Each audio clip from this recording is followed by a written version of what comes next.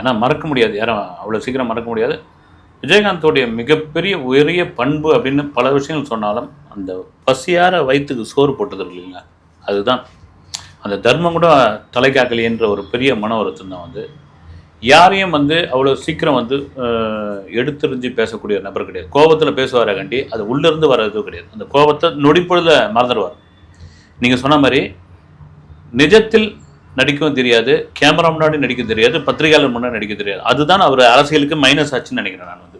ஏன்னா இங்கே ஒரு முகம், கேமராவுக்கு முன்னாடி ஒரு முகம், மீடியா முன்னாடி ஒரு முகம், அங்கே ஒரு முகம் இல்லாமல் எல்லா இடத்துலையும் மீடியா முன்னாடி போய் துருத்திக்கிட்டு நாக்கு துருத்து பேசுறது, இதுவாக சொன்னது, இதெல்லாம் எடுத்து அவர் ஒரு மீமாக வந்து போட்டு அவரை வந்து வேறு விதமாக இன்னைக்கு கூட சமீபமாக மீடியாவை பார்க்குறப்போ பிரேமலதா விஜயகாந்த் தான் அதான் சொல்கிறாங்க வந்து அவர் இருக்கும் போதெல்லாம் அவர் வந்து தாறுமாறாக நீங்கள் விமர்சனம் பண்ணிவிட்டு எழுதிட்டு இன்றைக்கி வந்து கேப்டன்றீங்கன்னா அந்த மன வருத்தம் இருக்கும்.